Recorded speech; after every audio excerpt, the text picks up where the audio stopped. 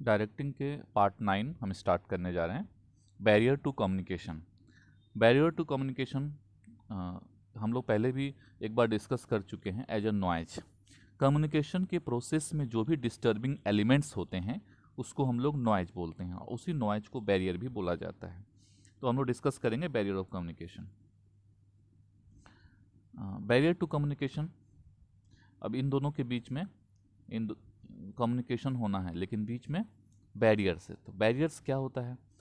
Face it is generally observe that manager face several problem due to communication breakdown और barriers.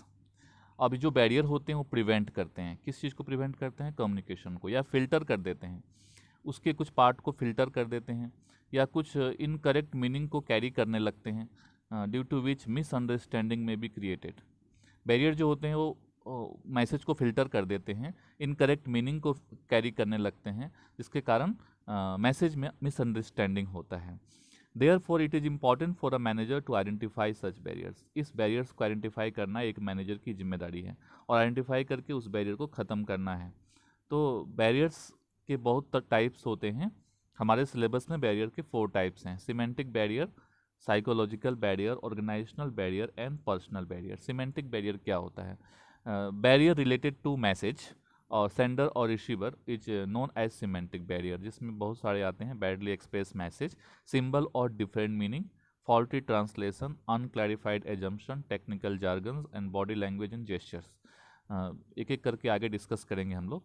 Psychological barriers में आते हैं premature evaluation, lack of attention, loss by poor retention और distrust.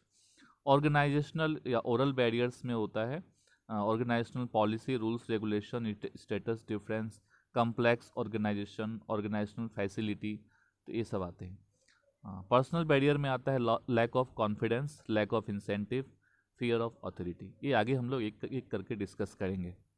सबसे पहले semantic barrier देखते हैं। Semantic barrier क्या होता है? Semantic is the breach of linguistic dealings with the meaning of words and sentence. Word और सेंटेंस से रिलेटेड जो बैरियर आते हैं उसको हम लोग सिमेंटिक बैरियर बोलते हैं। Semantic barrier are concern with problem and obstruction in the process of encoding. Encoding, जब मैसेज को हम एनकोड करते हैं, मैसेज का जब स्ट्रक्चर तैयार करते हैं या उसको जब डिकोड किया जाता है, उस समय जो बैरियर क्रिएट होता है उसको हम लोग सिमेंटिक बैरियर बोलते हैं। Normally such barrier result on account of use of wrong words. ये बैरियर क्यों होते हैं? रॉन्ग वर्ड्स यूज करने पे होते हैं, फॉल्टी ट्रांसलेशन यूज करने पे होते हैं, डिफरेंट इंटरप्रिटेशन के कारण होते हैं। तो सिमेंटिक बैरियर अलग अलग तरीके हो सकते हैं। एक एक करके हम डिस्कस करके, सबसे पहला सिमेंटिक बैरियर है बैडली एक्सप्रेस्ड मैसेज। कभी कभी क्या होता है कि some time intended meaning may not be conveyed by the manager to his subordinate. This badly express, जैसे यहाँ पे मैंने एक पिक्चर दिया हुआ है, एक मैसेज है लेकिन इतनी बैडली एक्सप्रेस किया हुआ है कि इसको पढ़ने से सही मीनिंग नहीं निकलेगा। This badly express message may be an account of इनएडिक्वेट vocabulary. ऐसा भी हो सकता है सही वोकेबलरी का इस्तेमाल नहीं हुआ, रॉन्ग वर्ड का इस्तेमाल हुआ, ओमिशन ऑफ नीडेड वर्ड्स, जो वर्ड्स चाहिए उस वर्ड्स का जो यूज नहीं किया, या बैड हैंड राइटिंग के कारण बैरियर्स क्रिएट हुआ। तो ये सारे बैरियर्स बैडली एक्सप्रेस्ड मैसेज के एग्जांपल्स हैं। इसमें मेन चीज़ है कि inadequate vocabulary, usage of wrong words and omission of needed words, इन सब के कारण से जो बैरियर्स क्रिएट होगा उसको हम लोग बैडली एक्सप्रेस मैसेज बोलते हैं। ये सिमेंटिक बैरियर है। सिंबल विद डिफरेंट मीनिंग, जो पिक्चर मैंने दिया हुआ है, एक सिंबल है, उसके अलग अलग मीनिंग है। इसके अनुसार इसका मीनिंग 6 है, और इस महाशय के अनुसार ये मीनिंग इसका 9 है। तो सिंबल तो एक ही है लेकिन मीनिंग क्या है? अलग अलग है। तो ये word may have several meanings, receiver have to perceive one such meaning for the word used by the communicators. For example, consider this 3 sentence where the work value is used. जैसे what is the value of the ring, what is the value of the ring, ये ring के value कितना है, ring का price कितना है, इससे related है। दूसरा है इज वैल्यू आवर फ्रेंडशिप। अब यहाँ पे जो वैल्यू दिया है इसका अलग मीनिंग है। आई वैल्यू आवर फ्रेंडशिप, इसका मतलब होता है I respect our friendship. What is the value of learning computer skill, computer skill सीखने का क्या वैल्यू। अब 3 वैल्यू में अलग अलग, तीनों का मीनिंग क्या है? अलग है। सिंबल एक ही है लेकिन मीनिंग अलग है। तो इसके कारण जो बैरियर क्रिएट होता है उसको बोलते हैं हम लोग semantic barrier. You will find that value given different meaning in different context. Wrong perception lead to communication problem. हम जिस कंसेप्ट में, जिस परसेप्शन में हमने वैल्यू वर्ड का इस यूज किया है, और रिसीवर अगर उस परसेप्शन में उसको नहीं समझता है, तब ये कम्युनिकेशन गैप होता है, कम्युनिकेशन बैरियर क्रिएट होता है। फॉल्टी ट्रांसलेशन, जैसे एक पुलिसमैन है, उससे हमने रास्ता पूछा। अब पुलिसमैन ने अपने हिसाब से जो रास्ता बताया अपने लैंग्वेज में, हमने उसको अपने लैंग्वेज में कन्वर्ट किया, और कन्वर्ट करने के बाद हमें एक रॉन्ग परसेप्शन आया, तो इसके कारण कम्युनिकेशन बैरियर होता है। इसको हम लोग फॉल्टी ट्रांसलेशन बोलते हैं। Sometimes the communication originally drafted in one language, that is English, needed to be translated to language understandable to the worker, that is Hindi. अब कभी कभी क्या होता है, इंग्लिश में कोई कम्युनिकेशन है, उसको ट्रांसलेट करवाया गया किसी ट्रांसलेटर से हिंदी में। अब ट्रांसलेटर जो है उतना प्रोफिशिएंट नहीं है विद बोथ द लैंग्वेज, अब उसके कारण मिस्टेक हो गया, causing different meaning to the communication. अब कम्युनिकेशन का जो मीनिंग है वो बदल गया उसके फॉल्टी ट्रांसलेशन से। इसको भी हम लोग सिमेंटिक बैरियर बोलते हैं। अनक्लैरिफाइड एजम्पशन, जैसे यहाँ पिक्चर में देख रहे हैं, यहाँ पे क्या रखा हुआ है। अब यहाँ पे देखें वही चीज़ है लेकिन दिख नहीं रहा है, तो हम इसको अलग अलग तरीके से एज्यूम करेंगे। इस मान लो हमारे पास ये पिक्चर नहीं है, ये पिक्चर हमारे पास है, और हमें एजम्पशन करने के लिए दिया जाए, तो हम कुछ भी एज्यूम कर सकते हैं जो यहाँ से मिलता जुलता नहीं होगा, तो अनक्लैरिफाइड एजम्पशन बोलते हैं उसको। सम कम्युनिकेशन में leave certain assumption which are subject to different interpretation. For example, a boss may instruct his subordinate, take care of our guest. अब बॉस ने बोला कि हमारे गेस्ट का तुम टेक केयर करो। Boss may mean that the subordinate should take care of the transport, food, accommodation of the guest until he leave the place.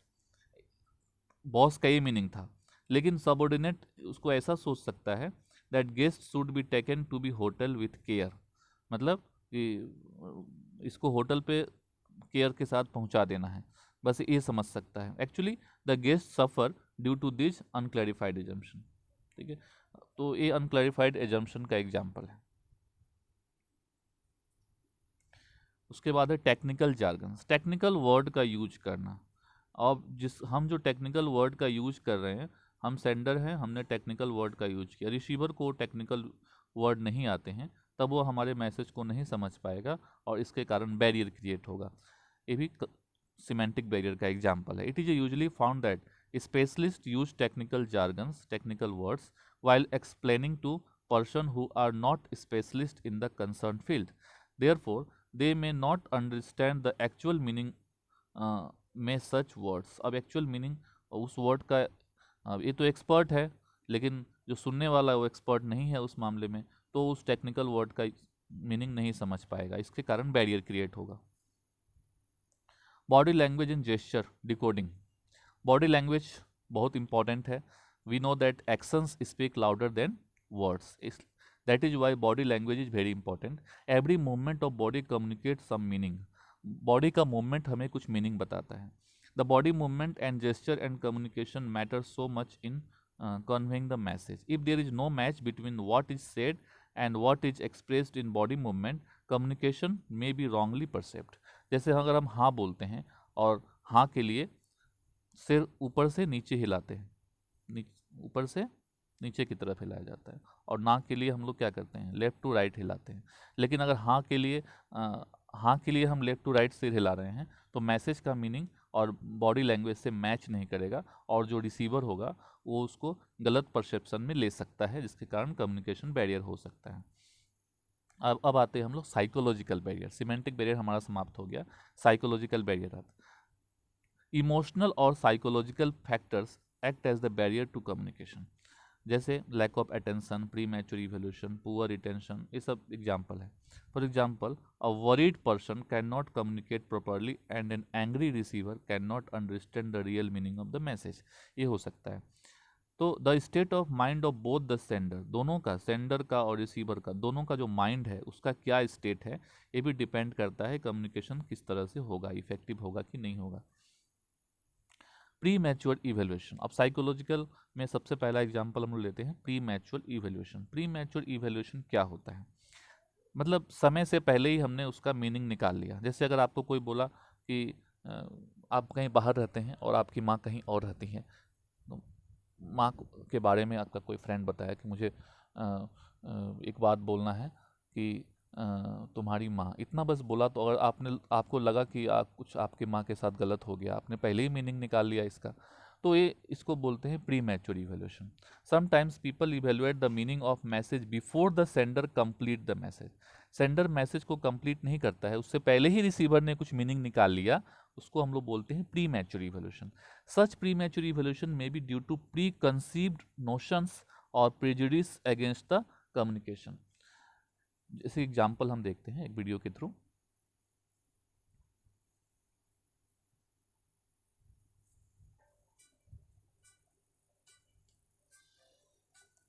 यहाँ माँ आती है कमा करके, वर्क से, ऑफिस से काम करके आती है, और बच्चा बोल रहा है how much money do you earn in day mom. अब माँ को लगता है कि what which new toy do you want now. माँ को लगता है कि इसको टॉय चाहिए। The mother reacted to her son without even listening completely. This is called premature evolution, one of the psychological barrier to effective communication. बच्चा बोल रहा है नहीं, I don't want any toy mom, I have saved some money, that's why I was telling if that match, I am so sorry sir son I shouted at you. मतलब यहाँ पे बच्चा कुछ और बोलना चाहता है और माँ कुछ और समझ रही है, तो इसको बोलते हैं हम लोग प्री मैच्योर इवेल्यूशन।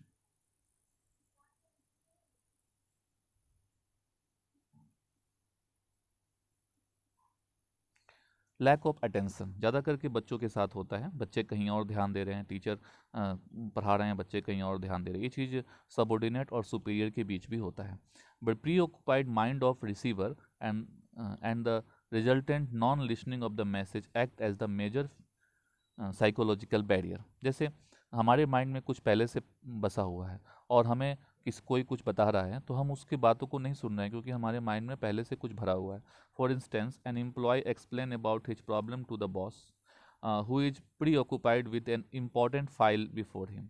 अब मैसेज दे रहा है बॉस को सबॉर्डिनेट, लेकिन बॉस पहले से उसके दिमाग में कुछ चल रहा है, तो वो अपने सबॉर्डिनेट के मैसेज को सुन नहीं पाएगा। इसके कारण बैरियर क्रिएट होगा मैसेज में।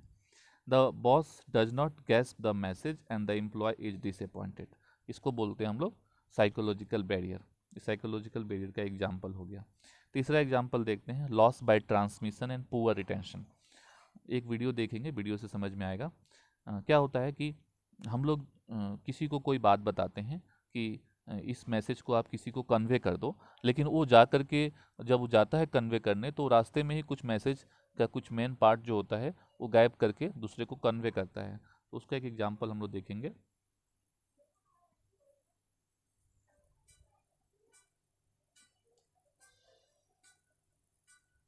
यहाँ बोल रहा है, यहाँ एक दोस्त बता रहा है, एक कलीग दूसरे को बोल रहा है, can you please inform Rohit that he has to present his project to the manager by 5 PM today. बोलता है कि जाकर रोहित को बता दो कि मैनेजर को प्रोजेक्ट प्रेजेंट करना है आज शाम को 5 बजे। अब ये सुन तो लेता है, बोलता है हाँ हम बता देंगे, लेकिन देखिए क्या करता है वो।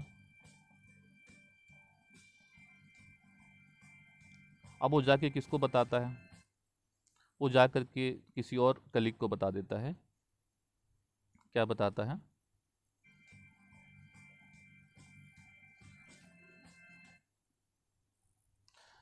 कि किसी दूसरे कलीग को बता देता है कि रोहित ने ऐसा बोला है कि Rohit he has to meet the manager today, okay. अब यहाँ पे ये जाके किसी और को बता देती है, if you happy to meet Rohit do inform that the manager wanted to meet him. अब 1 घंटे बाद, hey Rahul, Reena said she want to meet you today. अब यहाँ पे मैसेज का कुछ और मीनिंग निकल गया, और फिर जिसको मैसेज बताया गया वो बोला कि रीना हमसे क्यों मिलना चाहेगी, रीना कौन है। अब तो यहाँ पे मैसेज जो एक्चुअल जाना था वो गया नहीं, बीच में क्या हो गया, गायब होता गया। इसको इसको बोलते हैं loss by transmission and poor retention. When communication passes through various levels when communication passes through various levels, successive transmission of the message result in loss of transmission or inaccurate information. जब message एक जगह से दूसरे जगह transmit हो रहा है तो ट्रांसमिट होने के चक्कर में वो बीच बीच में कुछ कुछ उसका मेन पार्ट गायब हो जाए, तो इसको बोलते हैं loss by transmission. This is more so in case of oral communication, ज़्यादा करके किस में होता है, ओरल कम्युनिकेशन, रिटन में ऐसा नहीं हो सकता। Poor retention is another problem. Poor retention क्या है, हमने किसी को कोई बात बताया ओरली और वो उसको याद नहीं रख पाया पूरी तरह से, तो आगे जा कर के वो मैसेज का कुछ मेन पार्ट गायब कर देगा, तो कम्युनिकेशन बैरियर क्रिएट होगा। Usually people can not retain the information for a long time if they are attentive inattentive और नॉट इंटरेस्टेड। अगर इंटरेस्टेड नहीं है, इनअटेंटिव है, तो हम मैसेज के जो इंपॉर्टेंट बातें होती है उसको लॉन्ग टाइम तक याद नहीं रख पाते हैं। ये भी एक बैरियर क्रिएट होता है। डिसट्रस्ट, अगर हम अपने जिसको हम मैसेज दे रहे हैं उस पर हमें विश्वास नहीं है, जिससे मैसेज हम रिसीव कर रहे हैं उस पर हमें विश्वास नहीं है, then it also cause barriers. Distrust between communicator and communicate act as a barrier. If the parties do not believe each other, they cannot understand each other message in its original sense. अब हम जिससे बात कर रहे हैं, जो हमसे बात कर रहा है, हम एक दूसरे पे विश्वास नहीं करते हैं, तो मैसेज पे भी विश्वास नहीं करेंगे और वो बैरियर क्रिएट होगा। ऑर्गेनाइजेशनल बैरियर, थर्ड बैरियर हम लोग आते हैं ऑर्गेनाइजेशनल बैरियर पे। ऑर्गेनाइजेशनल बैरियर में क्या आता है, rules and regulation, hierarchical position, organisational facility and complex organisational structure. The factor related to organisational structure, authority relationship, rules and regulation में some time act as a barrier. अब इसमें क्या क्या बैरियर होता है हम देखते हैं। सबसे पहला बैरियर है ऑर्गेनाइजेशनल पॉलिसी। मान लेते हैं ऑर्गेनाइजेशन की कोई ऐसी पॉलिसी है जिसके कारण बैरियर क्रिएट होता है, जैसे एक्सप्लिसिट और इम्प्लिसिट पॉलिसी है, supportive to free flow of communication नहीं है। अगर मान लो ऐसा पॉलिसी ऑर्गेनाइजेशन का है कि एक दूसरे से कम्युनिकेशन फ्रीली नहीं कर सकते, इट में हैम्पर इफेक्टिव कम्युनिकेशन, इसके कारण इफेक्टिव कम्युनिकेशन हैम्पर होता है। For example, if an organisation with highly centralise pattern, people may not be encourage to have free communication. अब सेंट्रलाइज पैटर्न है किसी ऑर्गेनाइजेशन का कि आप एक बॉस हैं और सबऑर्डिनेट से बॉस से ही कनेक्टेड है, सबऑर्डिनेट एक दूसरे से कनेक्टेड नहीं है, इसको बोलते हैं सेंट्रलाइज पैटर्न। तो इस पैटर्न में एक दूसरे से फ्रीली बात करने के लिए एक सबऑर्डिनेट दूसरे सबऑर्डिनेट से फ्रीली बात नहीं कर सकता। तो इस ऐसे ऐसे ऑर्गेनाइजेशन पॉलिसी में फ्री फ्लो कम्युनिकेशन नहीं होगा और बैरियर क्रिएट होगा। रूल्स एंड रेगुलेशन, किसी किसी ऑर्गेनाइजेशन में बहुत हार्ड रूल होता है, रिजिड रूल होता है और लेंदी प्रोसेस होता है कम्युनिकेशन का, इसके कारण कम्युनिकेशन में हर्डल आता है। Similarly communication through prescribed channel में रिजल्ट इन डिले। अब कोई एक चैनल बना दिया गया है कि आपको कम्युनिकेशन इसी चैनल से होके जाएगा। अब कोई इंपॉर्टेंट इन्फॉर्मेशन है वो भी क्या होता है, डायरेक्ट जा सकता है, लेकिन डायरेक्ट नहीं जा करके उसी चैनल के थ्रू जाना है, इसके कारण डिले होता है और कम्युनिकेशन बैरियर क्रिएट होता है। अब आते हैं स्टेटस। जिस दो व्यक्ति, एक सेंडर है और एक रिसीवर है, दोनों का स्टेटस अलग अलग, एक बहुत ज़्यादा हाई स्टेटस वाला आदमी है और एक लो स्टेटस वाला आदमी। तो अब इन दोनों में अगर कोई कम्युनिकेशन होगा तो ये कम्युनिकेशन इफेक्टिव नहीं होगा, दोनों एक दूसरे पे विश्वास नहीं करेंगे, ईगो, दोनों के अंदर ईगो रहेगा, जिसके कारण वो एक दूसरे पे विश्वास नहीं कर पाएंगे। स्टेटस ऑफ सुपेरियर में create psychological distance between him and his subordinate. Status जो होता है सुपेरियर का, बॉस जो होते हैं, बॉस से लोग बात नहीं करना चाहते हैं, डरते हैं, चाहे जो भी बात है, तो उसके कारण बैरियर क्रिएट होता है। A status conscious manager also may not allow his subordinate to express their feeling freely. अब एक मैनेजर जो होता है स्टेटस कॉन्शियस होता है, वो भी अपने सबऑर्डिनेट को फ्रीली अपने बातों को एक्सप्रेस करने से अलाउ नहीं करता है। कम्प्लेक्सिटी इन ऑर्गेनाइजेशन, ऑर्गेनाइजेशन में बहुत कम्प्लेक्स प्रोसेस है।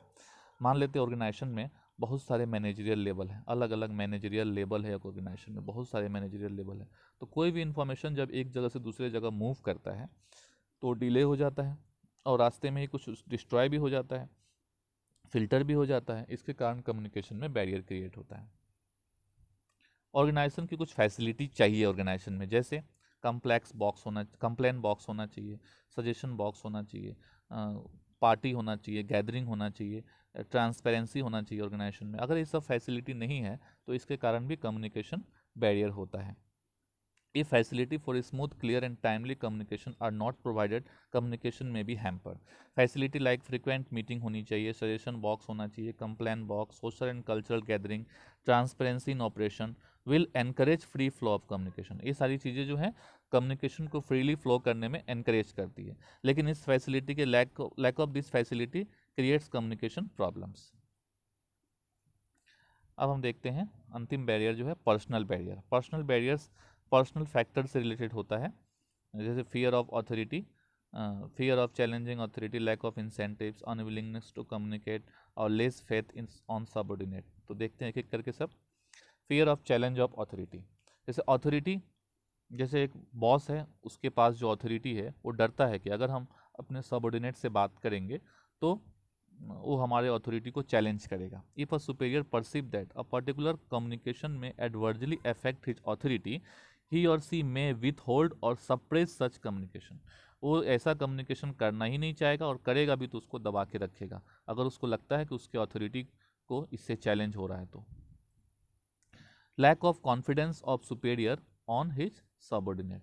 अगर सुपेरियर अपने सबऑर्डिनेट पे विश्वास नहीं करता है, विश्वास नहीं है उसके ऊपर, ठीक है, उसको आइसोलेट करके रखता है, उसके काम को गलत काम को हमेशा अंडरमाइन करता है, उसके काम में हमेशा दखल देता है, ठीक है, तो ऐसे सिचुएशन में स्प्रेड्स रूमर्स अबाउट यू, उसके बारे में रूमर्स फैलाता है. तो ऐसा अगर चीज़ है, if superior do not have confidence on the competence of their subordinate, they may not seek their advice और ओपिनियन. तो उसके एडवाइस और ओपिनियन उसको नहीं चाहिए होगा, तो इसके कारण भी बैरियर क्रिएट होता है. अब आते हैं अनविलिंगनेस टू कम्युनिकेट. अब जो बॉस है उसके साथ कम्युनिकेट करने के लिए अगर विलिंग नहीं है सबऑर्डिनेट, तो उसके कारण भी बैरियर क्रिएट होता है. Lack of proper incentives. अगर सबऑर्डिनेट जो होते हैं सुपीरियर को कुछ सजेशन देते हैं, तो if there is no motivation और इंसेंटिव फॉर कम्युनिकेशन, उस सजेशन के लिए अगर सबऑर्डिनेट को कोई इंसेंटिव नहीं मिलता है, कोई मोटिवेशन नहीं मिलता है, subordinate may not take initiative to communicate. For example, if there is no rewards और appreciation for a good suggestion, the subordinate may not be willing to offer useful suggestion. अगर कोई हमने सजेशन दिया और उस सजेशन से organisation को फ़ायदा हो रहा है, लेकिन हमें कोई इंसेंटिव नहीं मिल रहा है, कोई मोटिवेशन नहीं मिल रहा है, तो हम अगली बार से सजेशन देना बंद कर देंगे. एक कम्युनिकेशन बैरियर क्रिएट होगा. इसी के साथ ही बैरियर टू कम्युनिकेशन समाप्त होता है. Thank you very much.